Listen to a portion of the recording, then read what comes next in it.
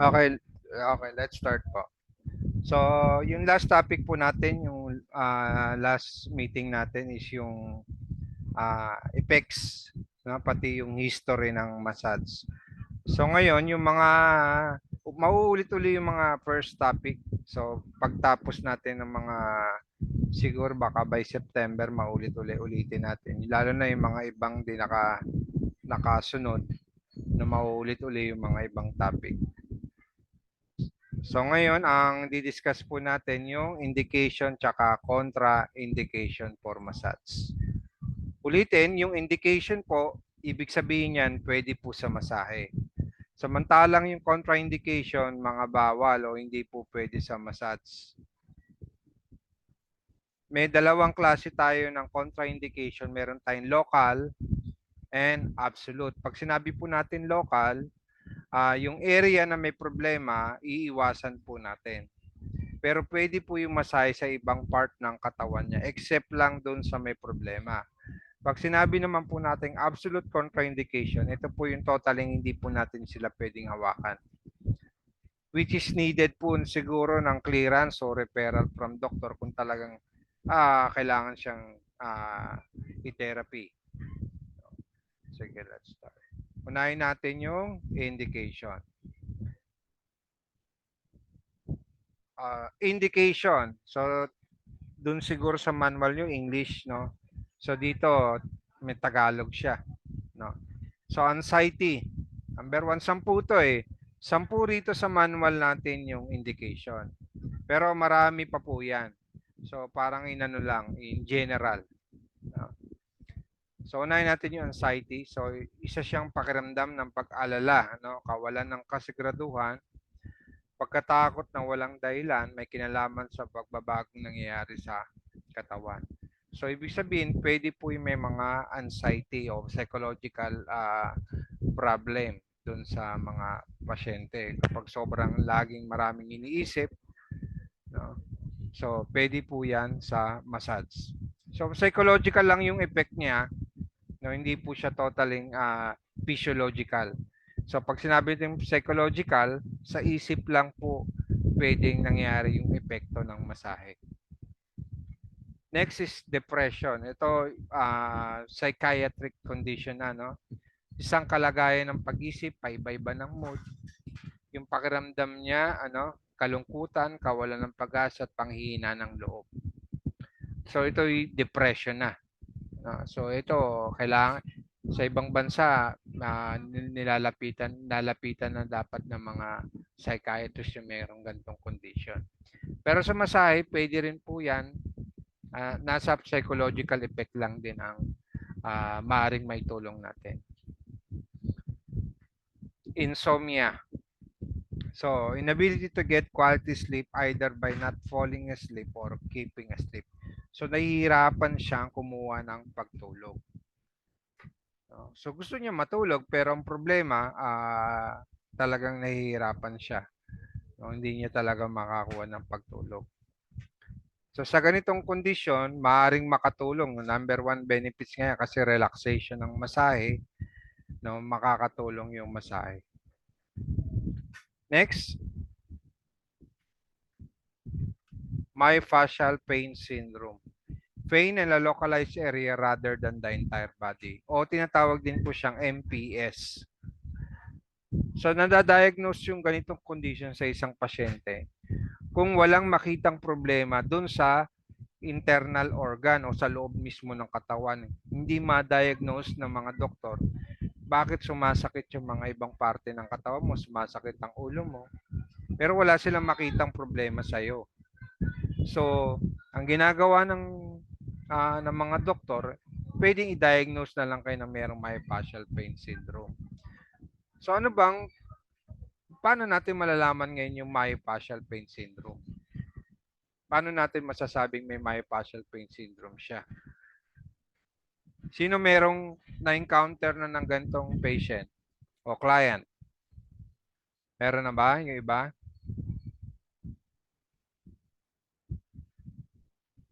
Hello? Narinig po ako ngayon? So ano tayo, change up ano tayo para medyo maganda yung ano topic natin. Kahit hula-hula tayo para at least alam ko kung active pa ba tayo or ano kasi magiging boring po yung topic natin kung hindi tayo mag-ano, mag-share tayo ng ating mga idea. Ako, sir. Opo, sir. Yes po, sir. Wember. May na-encounter ng kanyan? Ako po, naka-experience na po. Mm. Opo. Yan. Yung iba, si Sir Jeffrey, nagmamasahe ka ba, sir? Opo, sir. Nagmamasahe ka rin. So, mother mo si ano? Yung mother mo ba yon? Opo. Mother mo. Okay, So, at least, may anak na siyang ano, di ba? Magko-continue ng kanyang ano, business. Unahin na natin, sige, i-define natin yung mayo. Ano ba ibig sabihin ng mayo? Ang mayo po, ibig sabihin muscles. No, English term yan is muscles lang siya. Fascia. So, ano yung fascia? Yung kumukover dun sa muscles. Parang may nakabalot dun sa muscles. Yung fascia. No? So, ibig sabihin, ang problema nanggagaling po dun sa muscles.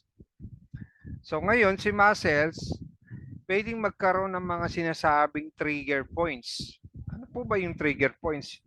So ito na-discover no? Matagal na rin na-discover ng mga doktor na meron tayong mga trigger points na nakukuha sa kadahilan ng maaring yung muscles palagi mo o paulit-ulit mo siyang ginagamit habang tumatagal, nagpo-form siya ng mga buhol-buhol na muscle o tinatawag nilang muscle knots. O parang yung muscles mo dahil lagi mong ginagamit, parang lumalaki. Merong nagbabago dun sa itsura ng muscles mo. For example, naggo-golf ka. Kunyari, sports mo, golf. No? Ang kamay mo, yung elbow mo, lagi mong ginagamit. So sa ilang taon mong paulit-ulit mong ginagamit yung muscles na yun. Ngayon, yung muscles mo dun sa elbow, magkakaroon ng pagbabago dahil nga lagi mo siyang ginagamit. So magpo-form ng mga trigger points, sensitive area dun sa muscles mo na kapag diniinan yon, masakit siya. Tapos, gumagapang yung sakit sa ibang parte ng katawan. So yun po yung trigger points. No? So yun yung trigger points, pwede nga mag-form kahit sang parte ng katawan natin mula ulo hanggang paa. No? For example, nagka-trigger points ka dito sa neck, sa leeg. So ang trigger points pwedeng dito magsimula dito sa may mga muscle sa batok o kaya muscle sa balikat. Ngayon, yung trigger points na yan, pwede mag-repair yung pain o gumapang yung sakit papunta dun sa ulo. Ngayon, ang inaano ng mga doktor, bakit sumasakit ang ulo mo? So, chinek nila yung vital signs mo, chinek nila yung dugo mo, chinek nila yung anything na para ma-diagnose. Wala sila makita. Nung kinapa nila yung muscles mo dito sa leg, yun pala, may MPS ka, may trigger points ka. So, isa ring approach din po yan ng mga massage po na yung trigger point therapy. So, kasama rin yan sa mga tinuturo ko sa mga advance ng approach ng masahe. So, yan po yung myofascial pain syndrome. Next, neuralgia. Neuro means nerve, algia means pain. Kaya neuralgia, nerve pain. So, ang sample nung nasa picture po is carpal tunnel syndrome, which is common po sa mga therapists kasi kamay po ang ginagamit natin. So, laging nagbibigay tayo ng weight dun sa kamay natin habang nagmamasahe. So, may tendency na yung nerve natin, o yung pinaka-median nerve natin, ito po yung median nerve. And then yung ligaments po natin, yung litid, na nag-co-connect sa dalawang buto natin, naiipit niya yung nerve natin, yung ligament. Ngayon, yung kulay blue, yan yung mga manifestation o makikitang problema dun sa merong carpal tunnel syndrome o tinatawag din CTS. Magkakaroon siya ng pain tsaka numbness. First, second, third, tsaka fourth, kalahati ng fourth finger. So yan po ang CTS o carpal tunnel syndrome. Median nerve po ang naipit. Pero kung itong anong color ba to? Parang color red, no? Yung kalahati ng fourth finger mo, tsaka tong little finger, pag dito nararamdaman yung sakit, iba naman po yan, hindi po carpal tunnel yan. Pwedeng ulnar tunnel syndrome. Ulnar nerve mo ang naipit, hindi po carpal tunnel. Pwede rin kasi ang carpal tunnel syndrome, yung mismong buto natin sa wrist natin. May mga buto tayo diyan eh. Meron tayong walong buto diyan. Yung mga capitate, hamate, yan yung mga buto na yon o lalo yung gitnang buto na dumadaan yung median nerve, pwedeng umipit doon. Mahirap kapag buto ang problema kasi yung buto kailangan maiayos mo na yung buto para maiwasan na yung pag-ipit. Pero pag mga ligament, muscles lang ang problema natin dahil yun ang dahilan ng pagkaka-CTS mo, madali pang mai-repair o maiayos. Pero kapag buto, it requires surgery na. O kaya kailangan talaga maibalik yung buto sa dati niyang position. Yan po yung ulitin natin, neuralgia. No? So ilan na yon? Meron tayong anxiety, depression, myofascial pain syndrome, neuralgia. Yan po yung pang-apat. Next, myalgia o muscle pain. Myo means muscle, algia means pain. Kaya muscle pain. So any part ng katawan natin na may mga muscles, no? So pwede ang massage, no? So kahit mapunta pa yan sa elbow, yan kagaya niya nasa biceps, no? Nasa biceps yung ano niya, yung pain niya. Pwede rin kahit saan, kahit mapunta yan sa hamstring, sa quads. So anything basta muscle pain. So maganda ring massage makarelieve doon sa mga ganyang problema. Sunod, meron tayong paralysis. So, a complete loss of strength in the affected link or muscle group. Paralysis. Ang sample nitong nasa picture naman, ito sample po is Bell's palsy. So, ang Bell's palsy po isang condition na pwedeng nagkaroon ng problema dun sa nerve niya. O yung, meron kasi tayong mga nerve sa utak eh. So, yung cranial nerve 7 naapektuhan.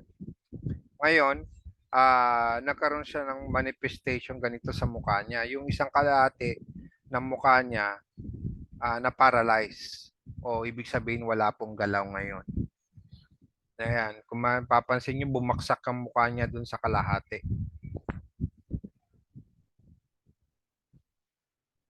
So yan meron din ang sample pa stroke. Pwede rin po ba sa masahe? Pwede rin po. Pero kailangan pa rin ng ibang specialty na hawak pa rin doon sa stroke. Kasi lalo na kung palalakasin yung pasyente, kailangan meron pa rin therapy o physical therapy or yung OT, occupational therapy, ang hawak ko kaya speech therapy. Meron kasi mga certain development na kailangan nandun ang mga ganyang expert, no? O ganyang healthcare professionals kasi palalakarin yan. Ikaw ba kung massage therapist ka, kaya mo na ba siyang palakarin? Kaya mo pa bang gawin yun aside from minasahe mo na siya, ni stretching mo, makakatulong sa kanya yun. Pero kailangan pa rin makalakad siya, makagalaw ang mga muscles niya. So, kailangan pa rin ng ibang healthcare expert para doon sa stroke patients. Sciatica. So, sciatic nerve inflammation. Isang klase ng sabihin natin back pain din. Pero ang manifestation ng problema po niya nandun sa sciatic nerve. Nagsisimula dun sa puwetan niya pababa. Minsan umaabot siya ng hita hanggang binti yung pain. So pero nagsimula yun sa puwetan. So kaya kapag may pasyente kayo, kliyente na encounter na ganitong masakit ang puwetan, pwedeng sabihin na nating sciatica yun. No? Lalo na kung nag-radiate o gumagapang. Pag sinabi ng radiation o nagre-repair, gumagapang yung sakit niya, lumilipat sa malayong parte o sa ibang parte ng muscles niya, yung kuryente. So yan ang sciatica. Pre and post-stress syndrome. So a set of symptoms occurring together either before or after being stressed. Ibig sabihin, bago siya may stress at pagkatapos niyang may stress. Sabihin, bago pa lang siya may stress, magpapamasahe na siya bago pa siya maka-encounter ng mga stress sa papasukan niyang trabaho. O pwede rin pagtapos niya sa trabaho, tsaka siya magpapamasahe. So common to sa mga spa. Ang gantong setup. Lalo na yung post. Kasi yung post tapos na. So kaya karaniwan ng mga kliyente nasa gabi. Kasi kakauwi lang ng trabaho o tapos na yung trabaho.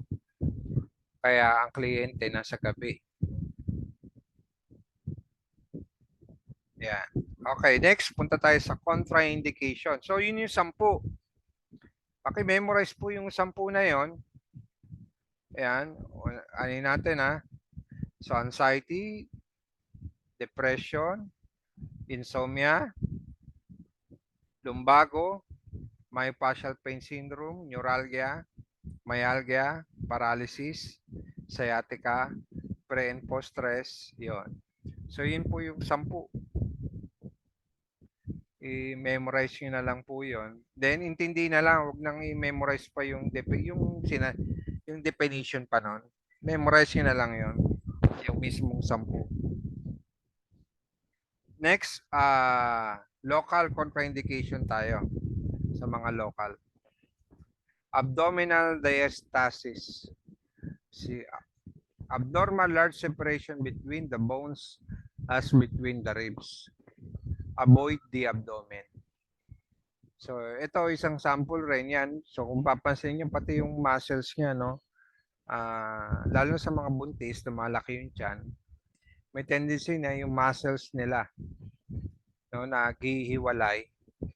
No, ito yung rectus abdominis, naghiwalay kasi pero hindi po siya common. Hindi po common yung gantong condition. Next. Pabasa naman po. Share po tayo.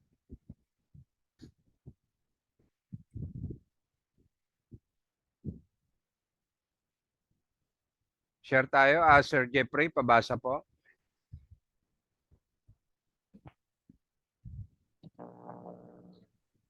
Alin dyan, sir? Yan. Abnormal lumps. Sige, basahin mo lang, sir. Unusual swelling as in skin lumps. Di So, yan. pangkaraniwang pamamaga tulad ng pamamaga sa balat. Avoid area. Yan. Kaya nga 'di ba sabi natin local sila. So iwasan natin 'yan yung merong mga namamaga yung balat o kaya may nakita kayong bukol o meron kayong napansin doon sa balat niya na hindi pangkaraniwan. So iwasan na lang natin. Lalo na kung nagmamasahe na kayo, may napansin kayong bukol dun sa balat niya, iwasan nyo na lang. Sabihin nyo na lang siguro after ng masahe na meron kayong napansin dun sa balat niya. Huwag nyo na lang i-stop ang procedure kasi andun na eh.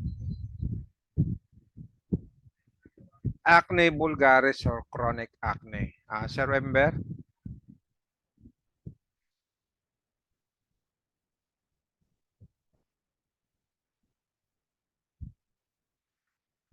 Sir Wember? A skin disease characterized by pimples on the face, chest, and back.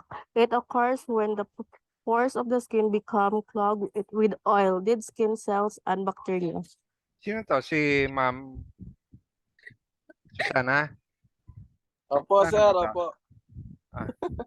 Hindi. Ano ba to? Si ano mo? Si wife mo? Wife mo ba to? Opo, So, sir. okay. So, acne vulgaris o chronic. Pag sinabi natin ulit chronic, ano ibig sabihin ng chronic? yung term na chronic. Ang ibig sabihin niyan is Matagal na po siya, pabalik-balik. pabalik, very good. Yun, pabalik-balik na siya. No? Normally, ang acne kasi nagpapabalik-balik na yan. So kapag ganito, locally contraindicated na lang, no? Iwasan mo na lang, lalo na kung sa back may yung ibang mga therapist, meron iba nakakapa ng tigyawat sa likod, minasahe, iba tiniris pa yung tigyawat sa likod, no? So iwasan mo na lang.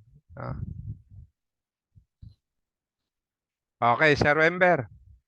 Ikaw naman, sir. Asan na ba tayo? Athlete's Athlete's foot. Foot throwing. A coming fungus infection between the toes in which the skin became itchy and sore, cracking and peeling away. Yan Contagious. po yung Makati, sir. Oo, Makati. Pag sinabing contagious po, pwedeng matransfer sa'yo. Pwede ka mahawa. No? Ito common kaya to, kasi lalo na no, kung nagpuput massage ka ng kliyente, Oo. no, yung mga sa Tagalog nito, ano ba alipunga, no? Ito yung alipunga. No, athlete's foot o alipunga, no? So may fungi infection siya. So meron sa mga paligid ng mga daliri niya sa paa. No? So ito yung makikita, medyo makati, namumula, nagka-crack siya, yung parang nagbabalat-balat, then nagpipiling away nga yung peeling, no? So contagious, highly hindi na ano siya, no, contagious. So pwedeng mahawa, no? Kaso wala minsan din walang choice ang mga therapist sa spa kasi pero dapat pag ganyan talaga dapat mag-gloves. Kaso hindi natin pwedeng i-apply sa totoong spa setting eh. Sasabihin pa ng kliyente sa iyo ang arte-arte mo. No, pero sa ibang bansa kapag may mga ganyan nakakahawa, kailangan mag PPE ka o personal protective equipment para sa safety mo rin. Kasi contagious siya eh. So ito po yung alipunga, no? O foot ringworm. So ito medyo malala na yung sample nitong picture, medyo kalat na siya, no? Yan. Blister, paltos, swelling on Sir, the skin. just Yes. po, tanong lang po. Yes, Tanong yes, lang sir. po. How Hmm. about, sir, yung may psoriasis?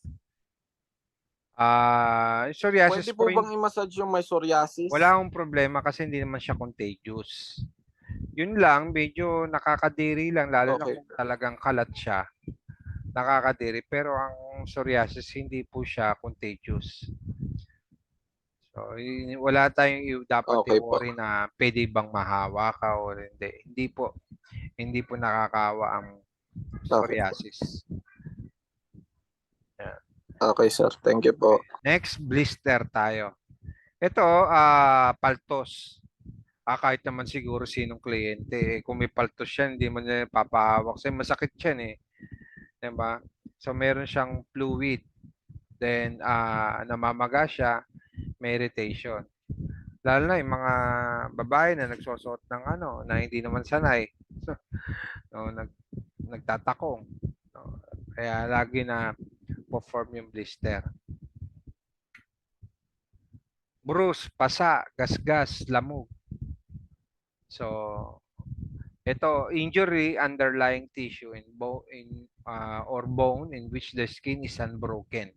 So ibig sabihin, yung skin okay pa sa loob, okay pa sa labas pala. Then characterized by rupture of blood vessel, discoloration and contusion. Pero yung nasa loob, yung blood vessels niya, medyo yun ang mayroong problema, na ruptured na o sabi natin na medyo may nahati na o may nabuksan na yung blood vessels niya. Kaya may dugo doon sa loob. Pero yung balat okay pa. So syempre pag ganitong may pasa, so iiwasan na lang natin. So pwede po yung masahe pa rin, wag lang doon sa part na yon. Yan, o, sample niya na nasa picture. Sino ba yung nasa si ano to? Si ano pala to? No? Ito yung lumabas sa ano eh. Yan. Burn, paso. So, injury to the tissue caused by contact with heat, flame, chemicals, electricity, or radiation. Ibig sabihin, yung pagkapaso, pwedeng itong mga dahilan. Pwedeng napaso ka ng init, nasunog, o chemicals. Ay, pinakamalala pa nga yung electricity. Lalo na kasi, pwedeng mag-cause siya ng, sabihin natin na third degree. Yung sinasabi ng third degree, umabot na hanggang pinakailalim na ng balat mo. So, yung dermis, umabot pa ng dermis, yung pinakalalim. So, pag mga second degree, medyo nagbi-blister lang siya, nagtutubig-tubig eh. Pero ang mahirap kapag nasa ilalim na yun, mangingitim na itsura nun. Tsaka yung mga nerve mo, damage din, pati mga blood vessels mo, madadamage. Kapag pinakailalim na ng balat mo ang na-damage nung paso. Decubitus ulcer. So, ito sample nito, itong mga nangyayari sa hospital, no, lalo na kung mga pasyente laging nakahiga na. Siyempre, laging sila nakahiga. Ilang linggo na sila nakahiga, o buwan na, o taon na. Nagpo-form na ng decubitus ulcer o tinatawag ding pressure sore. So, nagkaroon ng interference with the circulation o hindi po maayos yung daloy ng dugo doon sa area ng katawan na lagi nakakontak doon sa mga matitigas na surface. Kaya karaniwan natatamaan yung puwetan, tatama kasi sa bed yan eh. Yung paa mo, kung sino yung nakakontak doon sa bed. Kaya ina-advise yan, yung may mga ganyan, nagkakaganyan, side lying. So, every 15 minutes, I think, dyan sa hospital, every 15 minutes, side lying mo siya para maiwasan. And then, nililinis. Yung gantong sample po, medyo malala to eh. Lalo na kung nakikita na yung buto doon sa looban. So, nililinis siya ng mga nurse. No, lilinisin yung pinakaloob para hindi na kumalat yung bakterya. No, kasi kakainin niya lahat ng ano niyan eh. So, dapat, para maiwasan din to, yung talagang, kumbaga, ilang minuto, then side lying mo siya, ililipat-lipat mo siya para hindi magkaroon ng pressure sore o tinatawag din bed sore. Folliculitis o pigsa sa buhok. So, inflammation or infection of one or more hair follicles. Opening in the skin that enclose the hair. So, ito common sa mga bata na nabubunutan ng buhok. No? Laging binubunutan. So, dahil nabunutan ka, open yung force dun sa ulo mo. Pwede nga yung pasukan ng bacteria yung hair mo. So, itong pwede ka magkaroon ng folliculitis, pigsa sa buhok. Fracture, lamat, o bali. So, yung mga sample ng mga nasa picture, iba-ibang types ng bali. No, merong iba na parang nahati lang, yung iba na durog, yung iba pa spiral ang pagkabali. And then yung compound fracture. So, yan ang mga bali, no? Breaking of the part, especially the bone. So kapag mga hati lang, madali pang magawa ng paraan niya kasi pag didikitin lang uli nila yung dalawang buto, then i-screw nila yung magkabilang buto niyan para mag-repair siya. Kasi mag-repair naman ng kusa yung buto eh. Ang mahirap lang yung nadurog. O kaya yung spiral yung na medyo mahirap-hirap na surgery na ang kailangan gawin. No, pwedeng palitan na ng bakal yan. No, yung parte na nadurog. Porynchel, carbuncle, boil, o pigsa. So it's almost always caused by infection by bacteria resulting in a painful swelling of the area of the skin caused by accumulation of pus or dead tissue. Boils themselves are not contagious, sabi raw. Yung mismong boils. Pero yung bacteria na nagkukos doon sa boils, pwedeng yun ang maging contagious. No, depende ngayon yung kung may bacterial ano talaga yung boils niya. No? So pwede makaawa. Sa mga hospital kapag may mga boils, hindi talaga hinahawakan ng mga ano yan, ng mga nurse. No? Aloof muna sila ngayon doon sa may piksa.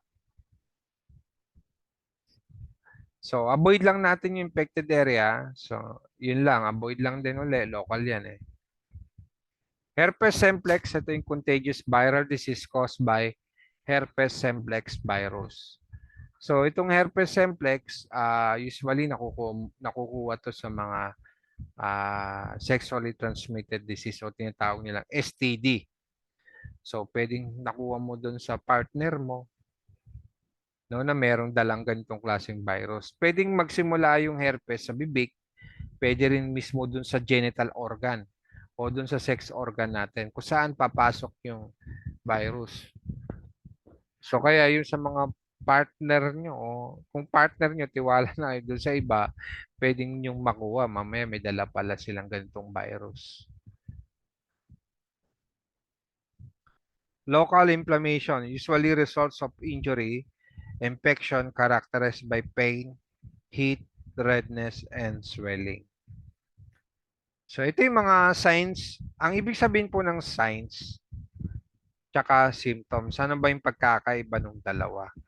Ang signs meaning mga nakikita mo. Pwede mo makita sa kanya. Kayang makita ng mata mo. Ang sintomas, sinasabi ng pasyente pero hindi mo siya makikita. Example, yung pain, masakit. Hindi mo siya makikita. Kailangan mo pa siyang tanungin.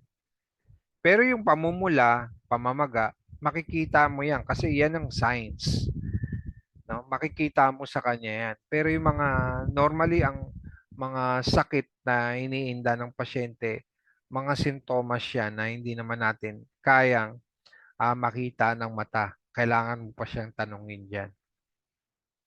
No? Ano ba mga signs of inflammation? So meron siyang redness, heat, swelling, and pain. Ano ba mga Latin term? Pwede kasi itong lumabas eh. Pwedeng hindi or pwedeng ano. Pero mas maganda ready tayo. Redness, rubor ang Latin. Tandaan niyo parehong R. Pareho silang R. Redness, rubor. No? Heat, calorie. Parang calories. No? Be-burn ka ng calories gamit yung heat. Kaya nag-exercise ka, pinapagod mo yung sarili mo para yung calorie ma-burn o mabawasan sa'yo. Yung swelling, tumor, yan, o namamaga, yan. Pain, dolor. Paano to? Si Aling Dolor, no, sakit sa ulo, chismosa. Ayun na lang. Gets niyo yung parang tandaan niyo yung mga Latin term. No, si Aling Dolor, pain siya. No, kasi sakit sa ulo, chismosa. No? Yan. Open wounds, so nakabukas na sugat. Oh, syempre naman, local yan. So iiwasan na lang natin kapag may mga bukas na sugat, no, injury o break sa skin, no. Part of the results of violence or surgical incision. So iiwasan na lang din po natin yung part na yan. Phlebitis o inflammation ng vein. Dito, pwedeng iwasan or pwedeng light lang yung approach natin doon sa vein niya. Except lang kung thrombophlebitis. Ibig sabihin ng thrombo, may namumuong dugo doon sa vein niya, lalo na dyan sa alak-alakang. Kasi pag thrombo, medyo delikado eh. May namumong dugo. Pero kung wala naman namumong dugo, phlebitis lang na magalang yung vein niya, hindi pa naman delikado. So light lang kasi minsan nangangawit din yung paa. So pwede nating light yung masahe. Shingles or herpes zoster, acute viral disease affecting the ganglia of certain nerves characterized by inflammation, pain, skin eruption along the course of the affected nerve. Depende kung saan yung nerve ang naapektuhan. So, pwedeng cause to ng virus, no? Then, yung virus na yon, pwede niyang apektuhan yung mga muscles. Kaya itong sample yung nasa picture, pansinin nyo dito sa may gilid ng ano niya, mahaba siya. Kasi yung nerve na yon na napasukan ng virus. So, pero itong ganitong condition, never pa ako naka-encounter ng ganito. Itong shingles na to. Yan, sample niya, no, nasa chest niya. Yan. So, nagkaroon na merong fluid blister. So, dito iwasan na lang natin yung part na yun. Varicose vein, so dilated, tortuous, elongated, superficial vein that are usually seen in the legs. So, varicose vein, so kung titingnan nyo yung bulb niya, kasi sa veins natin, meron mga tinatawag na bulb. Yung bulb na yan, siya yung nagpe-prevent ng backflow ng blood. Example, ang dugo aakit na ngayon papunta sa puso. Itong bulb na yan, bubuka yan. Then, aakit na yung dugo. Then, magsasara uli yung bulb. Para yung dugo, hindi bumaba. Kasi, ang problem natin sa vein, pagpataas na, lalo na sa mga paa natin, yung pintig ng puso, yung pagpapump ng puso, hindi niya na masyadong matulak yung dugo dito sa paa.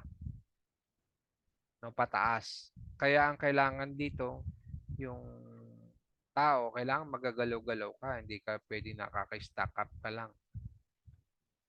Kaya karaniwan, yung mga nagtatrabaho na lagi ka nakatayo lang, nakaupo ka lang, pwedeng magka-possible ka ng varicose vein. Kasi hindi naman nagagalaw lagi ang katawan mo. Nakaupo ka lang. So, may tendency yung bulb, minsan nasisira. No, imbis na umakyat yung dugo, bababa uli dahil bukas yung valvula o yung bulb. So, sa mga vein lang po may mga bulb, except lang dun sa heart. No, merong bulb. Pero almost lahat ng vein natin sa katawan meron siyang bulb. Kasi ang bulb siya yung tumutulong itulak yung dugo pataas. Packet pabalik sa puso. Next is warts o kulugo. So skin virus that develops a rough hard bump usually appearing on the hand, foot, no, open with tiny black dots and the bump. Avoid mo yung infected area. So nakakahawa ba to? Nakakahawa po to kasi virus din po ito. No, itong merong mga kulugo na pwedeng mahawa. Lalo na yung pinakadugo, no, na nagsisimula dun sa may virus o dun sa may kulugo, may yung dugo no ng medyo nakakahawa. Hives naman po, ito yung sample ng hives. Sabi nila Tagalog, tagulabay. So parang kung titingnan mo parang rashes siya pero malalaki. Malalaki yung mga ano niya, rashes niya. So, minsan kosto ng stress o bigla minsan lumalabas. Depende rin sa condition ng doon sa panahon din. No, siguro pwede pag mga sobrang taglamig, umatake minsan yung ganito nilang hives. So, ito local contraindication lang din siya. Next, absolute na tayo. So itong absolute, ito yung talagang condition na talaga hindi natin sila pwedeng hawakan. Cardiac arrest o atake sa puso. Ito yung sudden cessation of the pumping function of the heart with disappearance of arterial blood pressure. So nangyari po, inatake sa puso. So cardiac arrest kasi may barado na. So hindi na dumadaloy kasi ang puso natin kailangan din niya ng hindi lang trabaho niya na magbigay ng dugo sa ibang parte ng katawan natin. Nangangailangan din ng puso natin ng mga oxygen o nourishment. Kaya sinusupplyan din ng puso natin ng dugo para mag-function siya ng maayos. Pero kapag ang daanan na ng dugo doon mula sa puso natin, no, nabarahan na, yung tinatawag na coronary arteries, nabarahan na yan. Itong sample may blood clot. So may tendency na magkaroon ng atake sa puso kung baradong-barado na talaga. Yan po yung inaatake sa puso. So pag ganyan, absolute po yan. So emergency na po yan. So chickenpox, bulutong tubig, so itchy rash of spots that looks like blister appear all over the body, accompanied by flu-like symptoms caused by varicella zoster virus. Kung papasinin natin, ang pagkakaiba ng bulutong hangin o tinatawag nilang German measles, ang bulutong tubig, yan, kaya nga may tubig siya na nagpo-form. May blister. Yan po ang bulutong. Nagtutubig siya. Virus din po yan, so absolute contraindication. Contact dermatitis o skin inflammation, no, occurs when the skin surface comes in contact with the substance. So kapag ganito, yung widespread na, ibig sabihin, kalat na po sa buong katawan yung sakit niya sa balat. Kapag kalat na, so doon lang siya sinasabi natin absolute contraindication.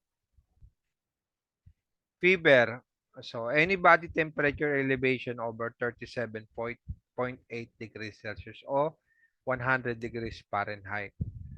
So yung merong fever, talagang hindi rin po siya pwedeng sa masaya. Wala tayong matutulong dyan. So, pero merong mga iba na naghihilot, di ba? Na may lagnat, minamasahe pa rin. Depende pa rin po kasi merong ibang fever, baka dahil nagkaka-fever siya, may infection pala.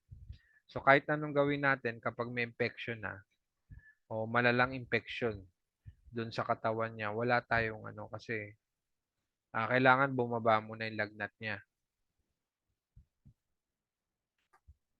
German measles, rubella, tigdas hangin. So highly contagious viral disease spread throughout contact with discharge from the nose, throat of an infected person. So nagsimula doon sa muka, no, sa neck and face. Normally doon ang una niyang pagkalitaw ng mga rashes. And then bababa na yan hanggang sa katawan.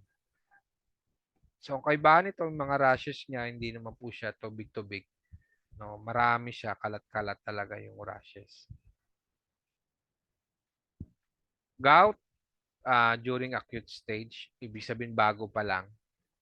So a form of acute arthritis that cause severe pain and swelling in the joints. Itong sample, itong nilalaki ng paa. Itong paa. So itong type ng arthritis, meron kasi tayong rheuma, may osteoarthritis, magkakaiba po yan. Ang gout naman po nakukuha yan dahil sa pagtaas ng uric acid o pagkaroon din ng changes dun sa katawan niya na nagkaroon ng degenerative changes. So, pwedeng mataas ang uric acid, nag-form ngayon ng crystal dun sa mga joints niya. So, ang itsura din ng may gout, magang-maga yung area. Tapos mas parang makintab yung itsura nung pagkakamaga niya. Tapos kapag hinawakan mo, sobrang sakit. Yan po yung gout arthritis. No, makintab, tapos masakit siya kapag hinawakan mo. So, hindi po pwede ang masahe lalo na sa acute stage. So, ang pwede mo na lang gawin siguro dito, yung iba nagre-respond sa yelo, binababad sa yelo yung merong gout. Yung iba naman gusto yung medyo mainit, maglalagay ng mainit. Nagdedepende pa rin saan medyo mas maganda yung response ng katawan niya. Pero kung dito, mas maganda yung yelo. Kasi may pain eh. Kaso yung iba, meron talagang hindi nag-o-okay. So, palitan mo. Pwedeng palitan mo ng style ng treatment mo. Next, hepatitis, inflammation ng liver during acute. So namamaga po yung liver. So yan. So meron tayong A, meron tayong hepatitis B. Yung hepatitis B pwedeng makuha sa through sexual na transfer mo dun sa nakuha mo dun sa ibang partner mo. Pwede rin sa mga maduduming ginamit na syringe o injection na pwede na inject sa'yo na may hepatitis B. Yung Hepa A, pwedeng makuha yan sa mga maduming kinain natin. No? Direct contact din doon sa mga ginagamit nating utensils. Hypertension, high blood pressure o mataas na pressure ng dugo. If not controlled by diet, exercise, or medication. So, ito sabi ko nga, depende tayo.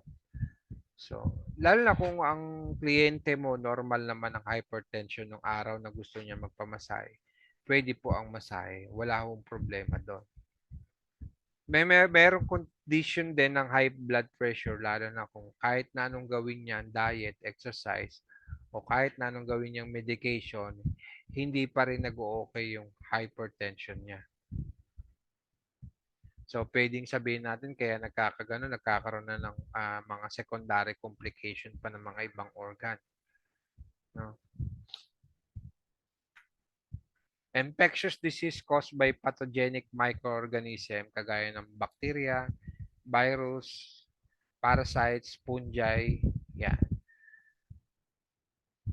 Yan. Pwedeng direct or indirect. Ibig sabihin ng direct, hinawakan kita, may dala akong virus, pwede mo makuha yon. Indirect, pwede akong gumamit ng ibang kasangkapan o kunyari doorknob. Doon ko na-transfer yung virus o bacteria. Doon ko na-transfer. So, hinawakan mo siya, indirect contact yon. Yun yung dalawang klase ng pag-spread ng disease. Ito, sample niyan, yung mga infection, cholera, malaria. Yan. Tsaka yung mga sample natin kanina mga viruses. Ayan, ang dami naman virus nun. Yung mumps, di ba? Yung mga yan. So, yung bulutong, no? German measles, yan, mga virus yan. Influenza, o ano sa Tagalog nito? Ano sa Tagalog nito? Trangkaso. Trangkaso, yan. So, highly infectious disease that attacks the cells in the upper respiratory tract. Pag sinabi nating upper respiratory tract, mula doon sa nose, pharynx, pwedeng damay din yung pinaka-trachea. Yun yung upper respiratory, yung trachea, yung doon dadaan yung hangin eh. Hindi pa siya sa lower. Ang lower, nandun na sa baga mismo. Bronchi, tsaka yung baga. So, yun yung lower. Pero ang influenza, so ang virus nandun lang. So, hindi siya ganun ka-delikado pa rin kasi nasa taas lang. Kagaya nung yung late na COVID na variant. Anong pangalan nun? Noong 2021. Yun parang pinaka-last phase ng COVID eh. Pero yun nga, ang sinabi nila, parang ganito na yung sintomas niya eh. Ganito na lang. So, problema rin yung lalamunan mo. Kasi yung virus, nandun lang siya eh. No, yung variant na yon. So, yung Delta variant, yung unang variant ng virus na nakuha sa ibang bansa, yun yung medyo delikado kasi yung virus bumabagang sa lower respiratory tract. Kasi baga mo na yung tinitira niya. Pero itong influenza, nasa taas lang. Ito yung mga sintomas. Fatigue, medyo nanghihina ka. Fever, chill, nanginginig ka. May hacking cough ka. And masakit din ang katawan mo. Yan. Lice or kuto. Yan. So may mga kutong problema, hindi naman natin makita yan. Dito lang, sobrang laki niya sa picture. Pero hindi naman in reality, hindi natin makita masyado. No? Merong iba na talagang sobrang dami, madali mong makikita, pero dumaan niya, mahirap panuhin. So, ito rin kinukonsider nilang absolute contraindication. Kaya yung mga ginagamit nating ano, ng towels, linen, after gamitin ng customer, papalitan mo na yan kasi mamaya inigaan niya yan, may mga kuto yan, mata-transfer mo pa yung kuto dun sa client. Liver cirrhosis, parang ito malalang ano na to, HEPA. So liver din ang problema niya. So ang problema, kung papansinin mo yung normal liver natin, ganito. Pero pag may liver cirrhosis yan, nagkakaroon na ng mga nodules dun sa liver niya. Pwedeng result ng trauma, neoplastic, prolonged biliary obstruction, o viral infection din.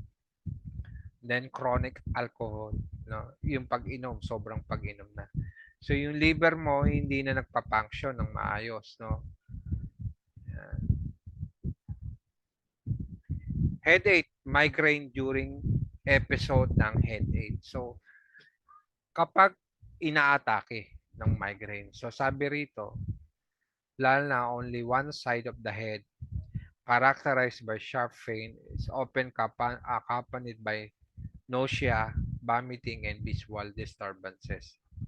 Nagsusuka, medyo nanghihina, yung paningin niya medyo kapag mga ganitong condition, wala tayo masyadong matutulong. Pero yung iba ginagawa, nakaka-relieve naman yung masahe pero ano pa rin, medyo ano pa rin, delikado pa rin yung ganitong kondisyon. Lalo na kung nagsusuka na. Multiple sclerosis during flare-up. So, hindi siya common dito sa Philippines, no? So, nangyayari dun sa mismong nerve niya sa utak. No? So, may yung pinaka bumabalot, para bang wire, no? Ang wire natin. May mga nakabalot pa yan sa wire natin. No? So, parang ang mga nerve din natin may mga nakabalot din para syempre hindi magkaroon ng short circuit. So, ganun din sa brain natin. So, dito sa problema na to, nagkaroon ng destruction o nasira yung myelin insulation o covering the nerve fibers neuron in a central nervous system. So, anong pwedeng mangyari sa kanya? Magkaroon ng problema sa movement, sensation, and bodily function. So, parang manifestation ng problema niya, parang kala mo na stroke. Itong multiple sclerosis. So, ganito uli, during flare-up, ibig sabihin, kapag parang biglang inaatake uli siya. Kasi nagpapabalik-balik yung atake niya. Mumps, beke, so contagious, mild short-term viral infection. So, ito rin, virus din po yan, no? So, iwasan din natin yung may mga beke. Pneumonia during acute phase, so inflammation ng lung tissue affecting one or both sides of the chest. Pwedeng yung isang baga lang o dalawa. So, nangyayari, nagkakaroon ng infection. So, sabi rito, during acute phase, so iwasan po natin na hawakan muna ang may pneumonia during acute. So, ang nangyayari sa pneumonia, yung mismong mga daanan niya sa airway o daanan dun sa baga, so nababara na ng mga mucus o phlegm.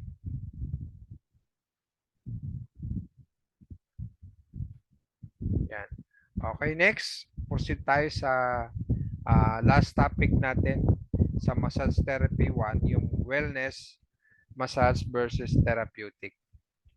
Sir, may tanong lang po. Yes po. Yung may menstrual flow, hindi ba siya papasok sa contraindication? Ay, hindi po. So, So, nagdidepende kasi karamihan lang. karamihan ng masahista pag may regla daw, ayaw nilang anuhin.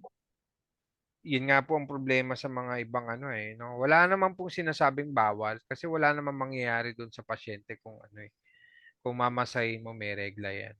Kaya, Yung iba nga, tuloy mga pasyente ko minsan, sir, tatanong lagi, pagka may dalaw daw sila, ayaw magpaano. Kasi sabi daw nung ibang nagmasahe sa ito kanila, kasi bawal daw mga dalawin. dahilan, no? Pwedeng Sabi ko, dahilan wala namang problema yan.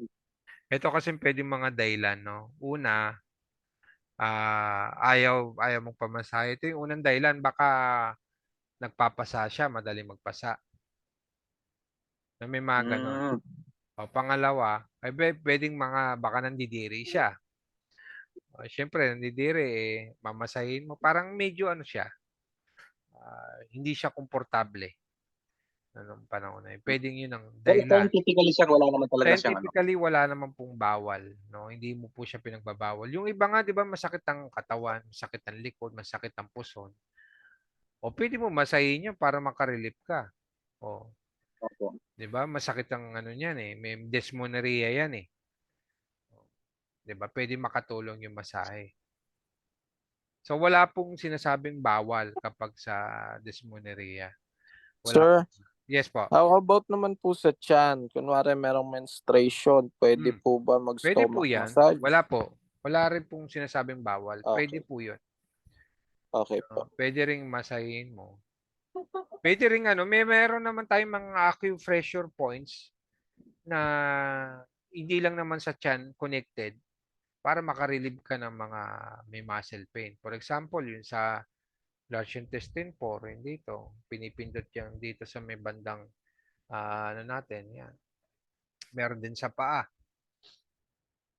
No? Pero meron din po sa tiyan na pwede makabawas, makarelieve. No? Hindi naman siguro totally 100% na mawawala yung yung pain, pero makakabawas.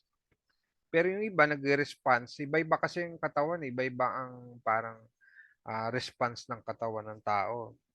No? Yung iba mabilis nagkaroon ng magandang epekto, pero yung iba medyo mabagal o yung self-healing nila mabagal. Pero in general, makakatulong pa rin yung makaka-relieve. O kaya pwede kang gumamit ng mga, sabi natin, mga heating pad o ilalagay mo sa tiyan para makarelieve. Kasi hindi naman bawal eh. Kasi una, ano ba ang dahilan bet mo minamasahe? Di ba para din mag-improve ang circulation, magano. Eh di sana yung mismong may regla, hindi na siya maglakad. Kasi pag naglalakad ka, nagsisirculate ang katawan, mga dugo mo eh. 'Di ba? Lalo siya parang nag-i-improve ng circulation kasi naglalakad-lakad ka. Oh. Meron iba pa nga nag-i-sports pa habang nag-aano. Oh, 'di ba? Kahit may regla o kaya nagsiswim. 'Di ba may mga swimmer? Oh, may mga nagsiswim pa. Ginagalaw-galaw nila yung katawan nila ng sobra para mag-circulate pa rin. So, paano sasabihin natin bawal ngayon ang masahe doon? Sabihin kahit mag-circulate ng maganda yan, wala namang dalang virus o bacteria yung katawan niya doon sa dysmenorrhea para sabihin bawal yun. Diba? Pera na lang kung yung sakit niya mayroong virus o bacteria talagang bawal. Pero yung dysmenorrhea, ano lang yan, cycle lang ng normal na babae. Diba? Okay na? So may question pa, Bob? Sir?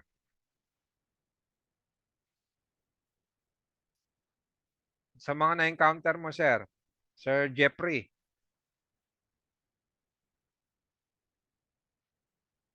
Ilan lang tayo rito? 3 lang tayo, tama? 3? Yung iba kasi by Friday pa sila eh. So, magkaiba-iba tayo ng schedule. Yung Friday naman po, ibang ano naman yon. So, pero yung topic same pa rin. No, iniwalay-walay lang natin yung schedule natin. No, kasi hindi pwede yung iba ng gantong oras. No? Yung iba naman, gantong oras lang pwede. Kaya 2 araw tayo sa every week. Pero magkaiba ng klase. So, proceed tayo sa next topic, yung wellness versus therapeutic massage. Customer relationship. Unahin natin si wellness. Ang wellness, number 1, client po yan. Ang therapeutic naman po, pasyente. So, ang wellness, ang target natin doon sa customer, para natin, for relaxation lang yan. And then therapeutic, ito yung merong complaint ng pain, tightness, or numbness. Normally, pain. Pain ang reason ng karaniwan pagpunta ng tao sa clinic. So, yun ang karaniwan, no? Dahilan, hindi naman po lahat, no? Karaniwang dahilan. Dominant paradigm. So, ang therapeutic, scientific, and problem solving. Samantalang ang wellness, nurturing lang siya. So, paano natin nasabing scientific? So, gumagamit ka ng science o sinosolve mo siya, yung problema niya, no, ng gantong paraan. For example, gagamit tayo ng documentation. Ganito yung problema mo. May sakit ka, masakit ang muscles mo. So, kailangan kong gamitin ng masahe, yung mga trigger point massage o trigger point therapy. Meron kang problema sa muscles mo, sobrang tight, gagamit tayo ng mga massage na merong stretching. Kasi nga, matigas yung muscles mo. Siyempre, palalambutin natin at babatakin natin yung muscles. So, ganun lang. Parang mathematics ang solve mo, no? Pagsosolve mo ng problema. Samantalang dito sa wellness, wala. Pang-relaxing lang ang ano natin nurturing lang ang binibigay natin sa customer. Reason for treatment, syempre ang therapeutic medical necessity o pangangailangan. Dito naman sa wellness, request lang ng client. So medical necessity, pangangailangan medical. Kasi nga meron siyang iniindang problema sa katawan. Ngayon, masakit ang katawan niya. Gusto niya magpa-masahe. So hindi siya ordinaryong masahe. Kailangan syempre kapag mga ganitong klase ng treatment, may mga advanced study ka na. So nag-aral ka pa ng mga ibang klase ng masahe na hindi na related pang relaxing lang. Kailangan may mga ibang masahe ka pang alam. And then, ang focus ng treatment is client satisfaction lang dun sa wellness. Para lang ma-relieve mo o makapagpatulog ka ng kliyente. And then, ang functional outcome dun sa therapeutic, eliminate, meaning eliminate, tanggalin mo yung pain or decrease mo yung pain, bawasan mo. Decrease means bawasan. Eliminate, tanggalin. Pero ang pinaka long-term goal natin, syempre, eliminate. Tanggalin mo yung sakit. Syempre, yung short term, o sabihin natin na kada session niya, binabawasan mo yung sakit na nararamdaman niya. Meron kasing hindi naman lahat ng pasyente o kliyente, isang treatment mo, galing na. May mga iba, may ganong epekto.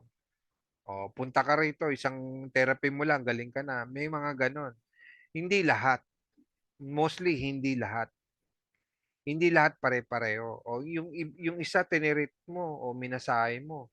Isang therapy lang. Back pain ang problema. Same problem dun sa isang pasyente mo. Isang treatment mo lang, okay na siya. Pero itong pumunta, same yung problem niya dun sa isa, pero hindi nag-okay kagad. So, nagdidepende po dun sa sitwasyon. Hindi po laging pare-pareho. Then, pwede mo rin ma-improve yung range of motion o movement ng kliyente.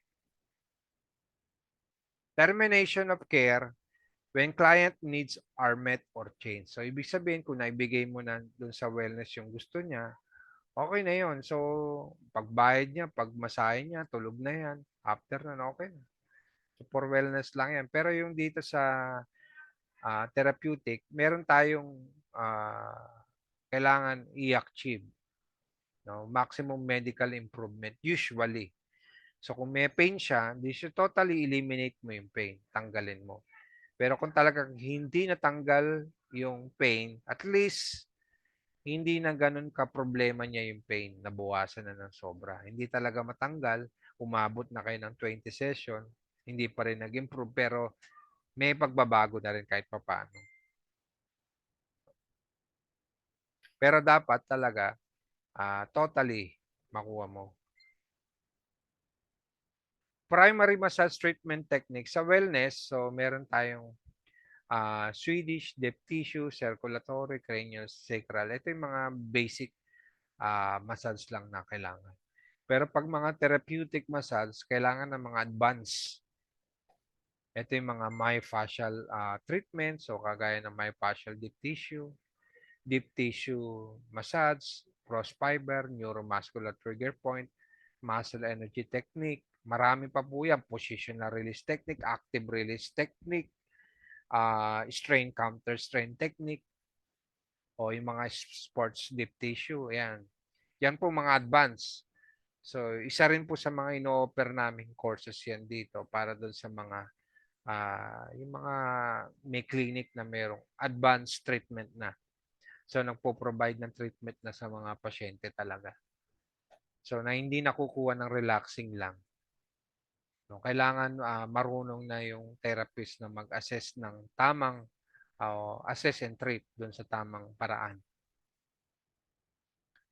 Therapist accountable to, syempre sa kliyente ka may pananagutan ka kung wellness lang. Pero sa pasyente, yung referring providers, yun pwede ring sabihin natin may pananagutan din doon sa then had other healthcare providers involved with case. Kunyari, yung pasyente, tinransfer siya yung nanggaling sa ibang doktor. O, dito ka magpunta, dito sa may therapeutic clinic na to na may combination ng massage, may combination ng acupuncture, alternative approach.